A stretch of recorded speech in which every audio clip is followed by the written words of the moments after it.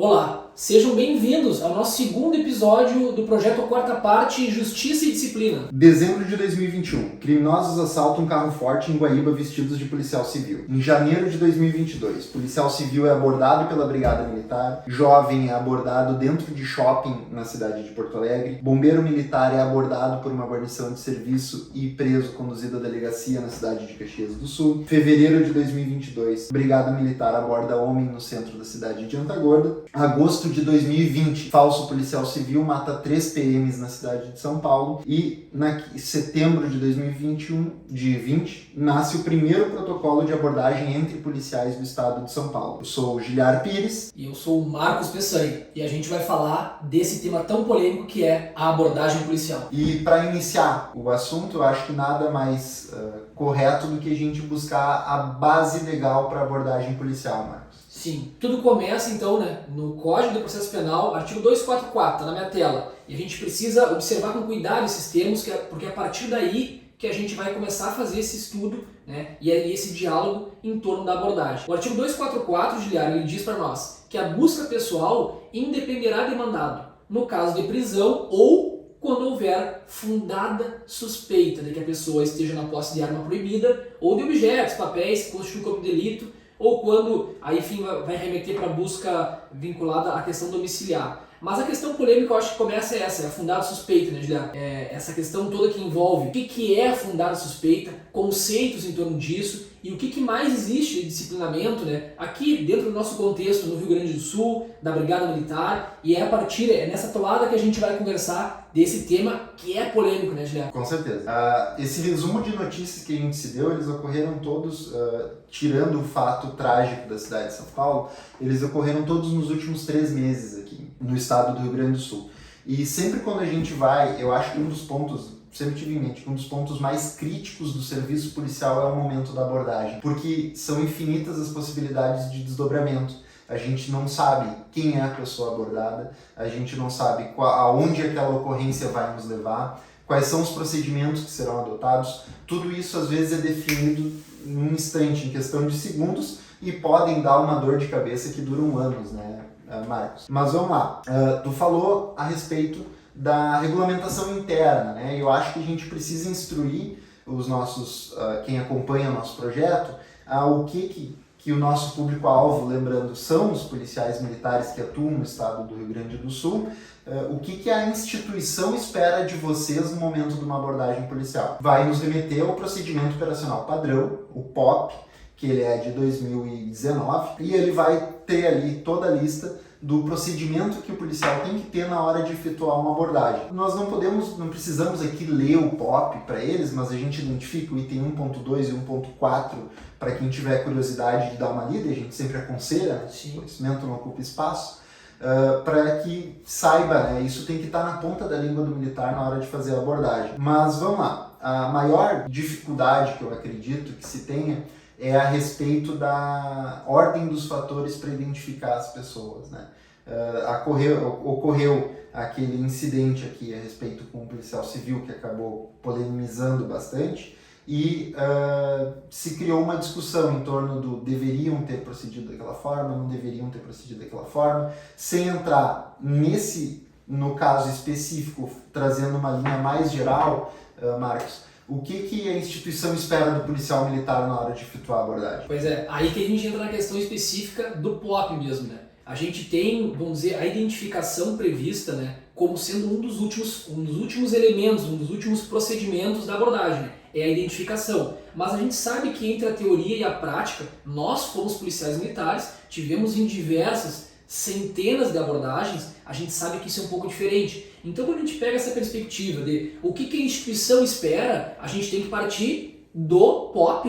nesses itens que tu falou, é 1.2 e 1.4. 1.4, e a gente vai ter todo um regramento que é importante que o cara que trabalha na rua esteja sempre lendo isso, passando os olhos, porque vai ter a abordagem a pessoas, a pé, a veículos. A gente tem um contexto diferente de cada abordagem, e é como tu diz, Juliana, o termômetro da abordagem é o policial que vai sentir o que é necessário. Essa abordagem ela decorre do quê? De um despacho lá da sala de operações? Ou ela decorre simplesmente do policiamento ostensivo que está sendo feito e o policial militar identifica alguém infundada suspeita, né? Então tem todas esses detalhes, vamos dizer assim, essas questões que vão caracterizar e vão tornar única cada abordagem, porque é o que a gente diz, né? Tu pode pegar um cara veterano de polícia com 30 ou mais de 30 anos e ele vai dizer nenhuma abordagem, nenhuma ocorrência, na verdade, é igual a outra, por mais que elas sejam semelhantes, né? E a gente sabe que durante um turno de serviço, o policial militar vai fazer, às vezes, diversas abordagens, né? E como que ele vai proceder? Bom, ele tem esse disciplinamento de qual é, vamos dizer assim, qual é a ordem dos fatores no momento da abordagem. E a gente sabe, está previsto no POP, que a identificação é um dos últimos procedimentos. Então o que ele tem que fazer? Ele tem que buscar minimizar a fonte de risco, ele tem que realmente, enfim, as questões mais específicas, técnicas, a gente sabe que a gente aprende até na teoria, no próprio curso de formação, que está pautado no POP, e o POP está pautado no que diz a lei, como eu li no início ali, o artigo 244 do Código de Processo Penal, né? E a gente vai criando, na verdade a instituição criou esse POP para tentar trazer um pouco mais, vamos dizer assim, de uniformidade para preservar tanto a vida dos policiais quanto do abordado. Porque a abordagem é uma situação tensa, né, Juliana? Até tu fez referência aí no início do episódio, tu leu diversos acontecimentos, alguns deles muito tristes, assim, tragédias envolvendo uma abordagem que em tese poderia ser simples, né? E eu acho que é interessante que a gente faça, que a gente adentre nessa questão, por exemplo, em São Paulo, onde existe todo um protocolo para policiais militares, porque aqui a gente não tem, né, Juliana? A gente não tem um procedimento específico se eu vou abordar um indivíduo que está armado, né? Não sei se tu quer falar um pouco mais disso. Sim, olha só, o que eu acredito, né? Tu entrou numa... Para mim, a questão crucial sempre é eliminação da fonte de risco, né? Apesar da gente ter o POP prevendo uma padronização dos atendimentos de ocorrência, o que gera uma segurança tanto para o policial que está atuando quanto para a pessoa que está recebendo atendimento da brigada, porque independente da ocorrência que for, se tu tiver uma previsão de como tu vai agir, de como a administração espera que tu vai agir e de como a pessoa que solicita o comparecimento da brigada, a pessoa que está sendo abordada, tiver uma previsão de como a polícia militar vai agir, todo mundo tem uma segurança jurídica que a gente fala naquela relação, tem uma legítima expectativa de como as coisas vão acontecer. Mas independente de tudo isso e do POP, eu acho que o principal foco do policial militar tem que ser a eliminação da fonte de risco. Eu defendo que o policial militar, ao chegar na ocorrência e se deparar, independente da pessoa que estiver sendo abordada, como assunto de abordagem policial, ele tem que eliminar as fontes de risco. Quais são as formas que eu elimino a fonte de risco? E aqui eu já entro numa questão que eu acho que às vezes é muito mal interpretada, principalmente por quem não atua na área de segurança, que é a supremacia de força. Um policial, quando vai efetuar uma abordagem, ele tem que agir sempre com supremacia de força. Ou seja, a supremacia de força não é uma arbitrariedade, não é um abuso, ele é um procedimento técnico que faz diminuir os riscos daquela pessoa abordada a reagir e transformar numa tragédia, como aconteceu no estado de São Paulo. A gente tem, então, às vezes, ocorrências em que 5, 6 PMs, eu lembro de um caso bem específico que aconteceu em 2009, 2010, de um motorista de ônibus que foi preso por uma guarnição da Brigada Militar em Canoas. Ele se criticou muito que 3 PMs tiraram o motorista, 3 ou 4 PMs foram necessários para tirar o motorista de dentro do ônibus lá na cidade de Canoas. O que acontece? Por que isso não é abusivo? Porque a partir do momento em que eu tenho mais pessoas envolvidas no manejo daquela pessoa abordada, ou daquela pessoa que precisa ser conduzida, essa pessoa vai ter menos possibilidade de reação e, consequentemente, ela não vai oferecer risco para a guarnição e nem a guarnição para ela, do que a gente colocar um único policial tentando conduzir uma única pessoa, que a gente sabe que é extremamente difícil de conduzir se a pessoa está resistindo à abordagem policial, e tu vai acabar gerando ou uma lesão para o policial ou uma lesão para a pessoa abordada, e uma supremacia de força evita que isso aconteça, né? Então, as formas de eliminação de risco são a supremacia de força e o desarmamento, quando tu te depara com uma pessoa abordada que se identifica, ó, estou armado, independente de ser colega ou não ser colega. O que eu acho que o policial militar deve fazer? Minimiza a fonte de risco, desarma a pessoa se ele está em uma dupla, porque enquanto um vai fazer a consulta, o outro vai ficar ali fazendo a segurança da abordagem, e são momentos críticos da abordagem, porque se aquela pessoa tiver na intenção de reagir, ela vai reagir estando um por um. Aumenta as chances dela em reagir do que 2 para 1 ali. Enfim, mas essas são questões mais técnicas da abordagem. Eu acho que a eliminação de fonte de risco, ela vem no POP como uma das primeiras coisas a serem feitas, e ela vem de forma acertada, para evitar, né, uma reação e uma tragédia. Depois entra a parte da identificação. Se tu vai abordar uma pessoa que se identifica como da área de segurança pública e se identifica estando armado, eu acho que o teu alerta durante a abordagem tem que ser constante. Tu tem que estar sempre antenado, que essa pessoa, as chances de ela oferecer risco se denunciando estar armada são maiores do que alguém que diz que tu não estou armado. Ó, sou colega, não estou armado, ou não estou armado. Tu tem que fazer aquela busca pessoal antes de identificar ela. Até para tu saber com quem que tu tá atuando ali. Eu, infelizmente, nessas abordagens que eu tive a infelicidade de prender um colega policial militar que estava portando, na ocasião, 2 armas, né? Uma, produto de furto, motivo pelo qual ele foi conduzido, e a outra era uma arma regular, registrada, tudo certo no nome dele. Ele tentou se livrar de uma das armas e a outra ficou com ele. Mas enfim, ele se identificou como colega, mas não existia outra atitude que a gente iria tomar que não fosse providenciar o imediato desarmamento dele, para depois prosseguir com a identificação.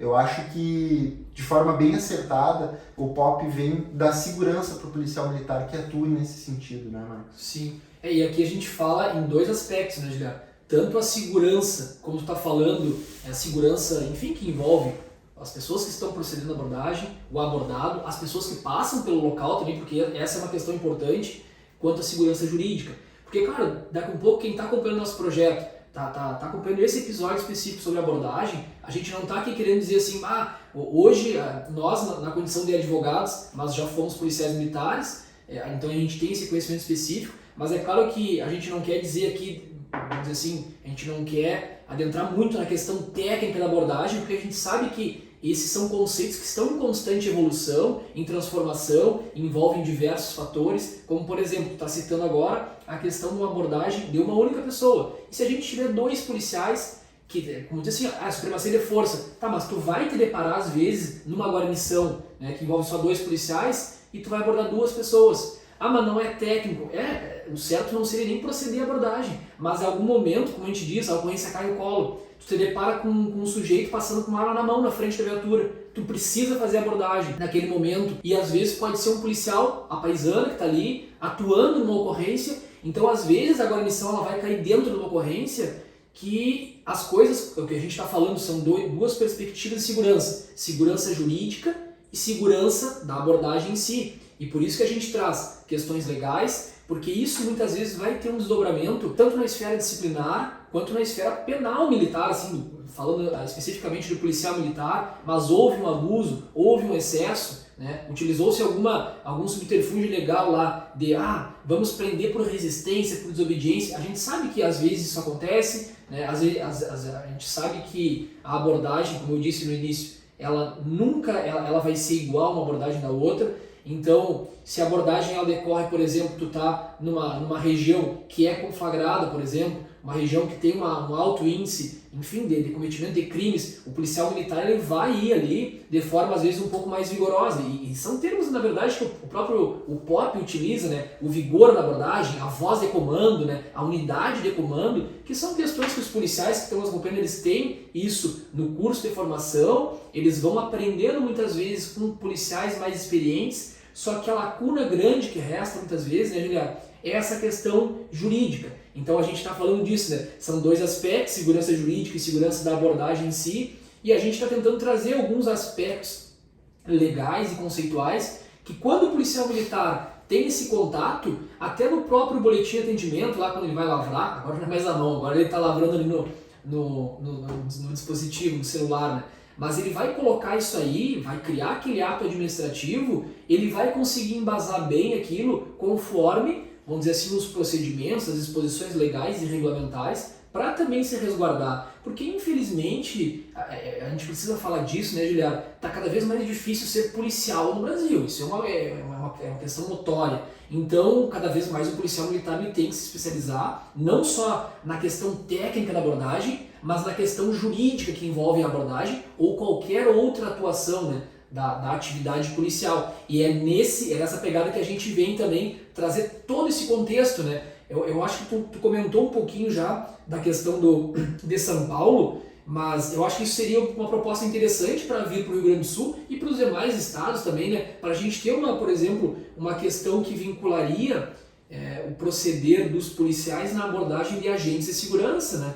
Porque são casos às vezes isolados, só que a abordagem às vezes que resulta numa morte, não tem o que fazer, né, Giliar? Se houve um descuido, e muitas vezes esse descuido, ou vamos dizer assim, talvez, digamos assim, claro, cada caso a gente não está analisando aqui uma situação específica, mas uma eventual, vamos dizer assim, lacuna do policial, uma negligência, ou alguma coisa que ficou, ele se tornou vulnerável na abordagem, tipo, foi abordar um policial, foi abordar um sujeito, o sujeito disse, eu sou um policial, né? E muitas vezes a falta de um disciplinamento jurídico vai expor o policial. Então é por isso que ele, tendo esse conhecimento jurídico de como funciona a abordagem, ele pode atuar de forma mais tranquila, se resguardando, né, resguardando a guarnição e, como tu disse, o próprio abordado. Não, perfeito. Eu acho que eliminaria muito problema, né? Porque a gente abordando tanto colegas, e aqui tu falou, a gente não está analisando casos específicos, né? Tanto colega militar quanto colega policial civil, colega militar de folga que vai ser abordado,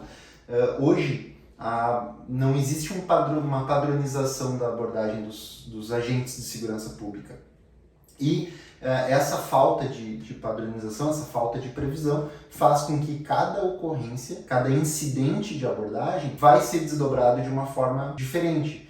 Como, por exemplo, já aconteceu de abordar colega policial, fazer identificação e liberar ele muito de forma tranquila, como também já aconteceu de fazer a abordagem daquele colega em situação de flagrância, onde foi necessário conduzir. Só que não tinha nenhum regramento que me dissesse como que eu deveria agir nessas situações. O que a gente faz? O que eu sugiro que o policial militar faça nessa situação? Ele cai para a vala comum. Se eu não tenho uma previsão de abordagem entre agentes de segurança pública, eu vou me valer do artigo 5º da Constituição para dizer que todos são iguais perante a lei. Não existe motivo para aquela pessoa que está sendo abordada se recusar a ser abordada. E aqui eu não estou entrando no mérito, mas a gente pode discutir num segundo momento, que seria alguma imunidade funcional, alguma coisa assim. Mas não é essa questão, é questão no geral, no dia a dia. Até porque não é comum um policial militar ficar abordando deputados por aí, né? Deputados federais, mas enfim, até pela pouca exposição deles. Mas se vier a acontecer, acho que também pode ser um assunto interessante. Mas aqui, nos atendo a uma questão de uma abordagem, né, onde falta uma regulamentação, te vale do que já tem posto, que vale para todo mundo, ali no POP e no CPP, e também nunca deixa de registrar, né? Tu falou ali na hora de lavar o BA. O BA vai salvar a tua abordagem. O BA pode pode te evitar um processo administrativo, inclusive um processo judicial, desde que tu saiba te defender. E que é a nossa proposta aqui, dar elementos para te produzir a tua defesa em procedimentos disciplinares ou processos criminais para evitar uma exposição desnecessária. O policial militar já é tão juridicamente exposto, né? Então basta tu estar fazendo o teu serviço para te ver processado, às vezes criminalmente, né? E que toda a segurança jurídica que a gente tem, que a gente possa oferecer, a gente acha que é de bom grado. Mas eu acho que tem uma questão, sempre quando eu abordo nas minhas redes sociais a questão da abordagem, se levanta um tema que é muito pertinente, né? Existe base legal para o suspeito intuito. E aí, que tá no POP lá. Eu ia largar essa batata quente no teu colo para tu falar para nós dessa questão da fundada suspeita, né? E da intuição dessa. O POP ele traz o termo fundada suspeita intuída. E suspeita intuída. Da onde sai essa suspeita intuída, Juliano? Fala um pouco para nós disso. Tu ia entregar para mim essa batata, mas essa batata quente no meu colo, porque assim, essa questão da abordagem é tão premente um assunto que está tão em alta. Sempre teve e vai continuar. A gente acompanha todos os dias, assim, praticamente, não digo todos os dias, mas uma frequência muito alta, principalmente polícia civil, assim, né? A polícia, enfim, criminosos utilizam o fardamento da polícia civil, porque é um pouco mais fácil, né? A polícia militar, tu tem, enfim, criminosos que utilizam o fardamento da polícia militar, mas geralmente a polícia militar também vai estar com uma viatura caracterizada, então se torna um pouco mais difícil. E aí uma camiseta, por exemplo, da Polícia Civil, e a gente está falando aqui de qualquer estado, né, Gilberto? Então o cara faz lá numa confecção uma camiseta da Polícia Civil, vai lá numa zona de traficância e às vezes vai para tomar aquele local, uma questão de cometer crimes, e chega lá e diz, não, eu sou policial civil e tal. E muitas vezes essa mesma pessoa pode estar sendo abordada por uma guarnição da brigada e ele vai dizer, eu sou policial civil, e tá um pouco com uma camiseta, ou até uma coisa mais, às vezes até uma viatura, mas é um veículo com adesivagem, enfim, ali, remetendo como se fosse uma viatura da Polícia Civil, um pouco mais discreta que a Polícia Militar. Mas eu diria assim, eu acho que esse é um aspecto, a gente já está aqui com uns 20 minutos, a gente não pode se estender muito, porque a proposta é realmente que isso seja um material de consulta, mas não seja tão, vamos dizer assim, tão extenso que não permita essa questão da visualização, do acompanhamento, né? Tanto no nosso podcast quanto no canal no YouTube, para que as pessoas tenham esse acesso rápido assim, nessa questão da abordagem. Então, se tu conseguisse desenvolver para nós isso, Juliana, eu acho que tu é a pessoa mais adequada para falar disso. Como que eu vou definir essa questão da suspeita intuída, fundada? Como é que funciona essa questão na prática, no tribunal? Alguma coisa nesse sentido? Tá, perfeito. Assim, a primeira suspeita fundada, né?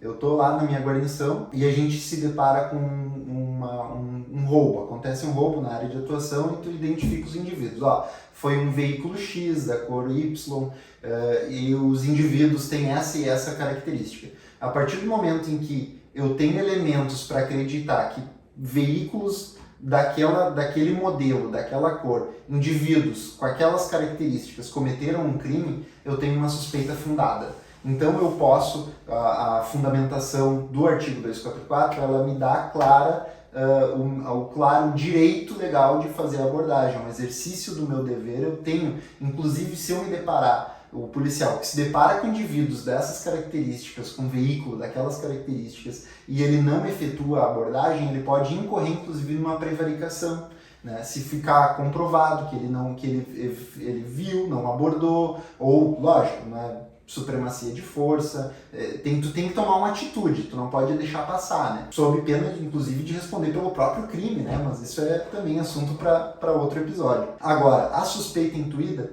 ela não vem expressa no Código de Processo Penal. A suspeita intuída, ela vai nascer da experiência daquele policial militar na sua atuação, no seu nicho. O policial militar hoje ele atua, tirando alguns batalhões especiais, ele atua regionalizado. Aquele policial militar atua numa companhia, numa comunidade específica, onde ele acaba conhecendo a movimentação, a rotina daquela localidade, e um dia ele se depara com um indivíduo que ele não conhece, não é da área, está parado em frente a um estabelecimento comercial, observando o interior do estabelecimento, ou está caminhando próximo a alguns veículos ali daquela redondeza. O policial militar não conhece aquele indivíduo, ele não sabe de onde que ele é, não é ali da região. E o policial militar tinha um coronel, que foi meu comandante, o coronel Bondan, ele dizia que nós somos pagos para desconfiar, então desconfie. Né? Tudo que foge à normalidade, à rotina daquela localidade, tu desconfia. E aí o policial militar ele começa por sua intuição, a criar elementos que vão fundamentar uma abordagem policial. Às vezes não, às vezes tu consegue, ou em observação, identificar o que aquele indivíduo está fazendo ali, qual que é a situação naquele momento. Às vezes tu não consegue. E a única ferramenta de tu eliminar aquele risco local para aquela comunidade, ou enfim, evitar atuar não só de forma repressiva, mas atuar na prevenção, que é um dos pilares do policiamento ostensivo, vai ser fazendo a busca pessoal. E em que pese não vem expressamente escrito, se entende jurisprudencialmente que a suspeita intuída, quando tu tiver elementos como esses que eu acabei de descrever, ela vai fundamentar, aquela intuição do policial vai fundar a suspeita para poder realizar a abordagem. E o próprio Código de Processo Penal, um pouco antes ali do 240, como nós vínhamos conversando antes desse episódio, ele traz uma situação que dá margem para a fundamentação jurídica dessa abordagem, né?